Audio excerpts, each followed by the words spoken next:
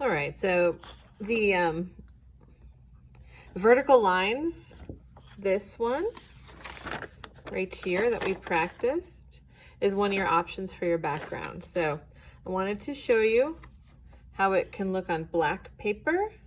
So this is color pencil on black paper, and I turned my paper the other way, side to side, and did my horizontal wavy line through the center, and then my vertical lines coming from the top.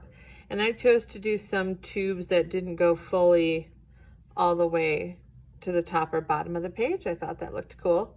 So this is one of your options for your background. I was just going to show you how to do the coloring on the black paper. So the way you would color on the black paper is similar to the idea of how we colored on these black spaces to add the highlight and give them 3 dimensions. So we want it dark at the edges, and then we want the color to become lighter and then have a highlight in the middle, and that's going to give that illusion of roundness. Okay, that's the optical illusion part of op art. So you can see it here, it's dark, and then it gets light in the middle, and that creates an illusion of 3 dimensions. Okay, so the way you're going to do this on black paper with color pencil is you're going to start with your white color pencil, and I'm just going to do part of this tube. I'm not going to do the whole thing. I always like to turn my paper so it's more comfortable for my hand. I'm going to zoom in a bit, and what you're going to do, you're going to go all the way from the top to the bottom of the tube with this, but I'm just going to do the center section. You want to add the white highlight, and you want to make your white highlight get wider as the tube gets wider and get skinnier as the tube gets skinnier. So I'm just using light pressure on my pencil and applying like a section of white down the middle. And here my tube starts to get a little wider, so I'm going to expand my highlight area. Okay, and then I would go all the way to the top and all the way to the bottom. If you look at this one right here, you can see the tube is wide, and then it gets skinnier towards the middle, and then it widens out again. And the same thing happens with the highlight. It's wider, it gets skinnier towards the middle, and then it widens out again. So I've got my first layer of white for my highlight, and then I'm just going to come in and add another layer, a skinnier layer, pressing hard down in the middle there to make it even shinier looking. That's the brighter part of the highlight. And I'm making that wider as my tube gets wider as well. Okay, so I've got my highlight. And now I'm gonna bring in my colors. And I'm gonna alternate these 2 different purple colors. And remember, you want dark at the edge, so we wanna leave it basically black at the very edge. And then we wanna fade in our color towards the middle. So what I'm gonna do is I'm gonna layer over the white to blend the white with the purple, not the brightest part of the highlight, just the side part of the highlight. And I'm applying a light layer. I'm not going all the way to the edge of my shape. I'm leaving that black paper. This is plain black paper here.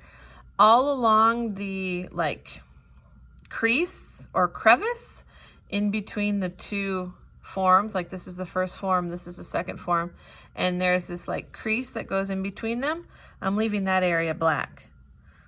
Okay, so I'm using lighter pressure with my color pencil. I'm layering it over the white to blend it in a little bit. I'm coloring, I'm not going all the way to the edge. And now I'm just gonna come back in and add another layer right here to brighten that part up a little bit.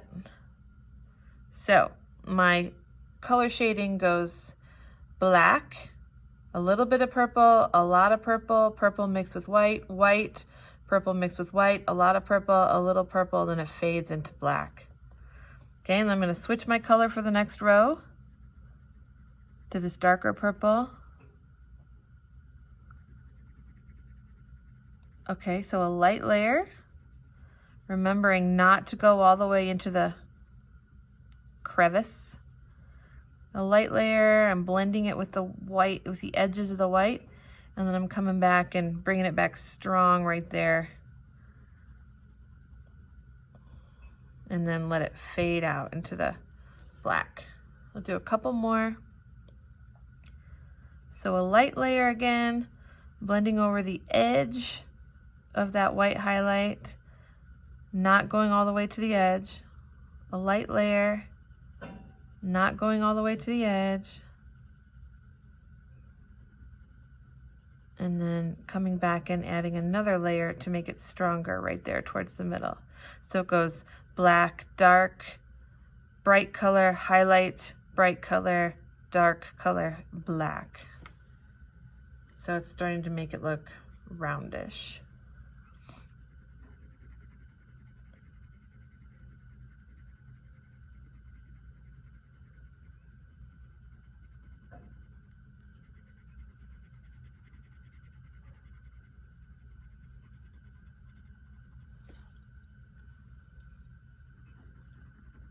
Light layer. I'm moving my pencil quickly, and I'm doing overlapping strokes. And now I'm going to come back and add a little bit more to make it brighter.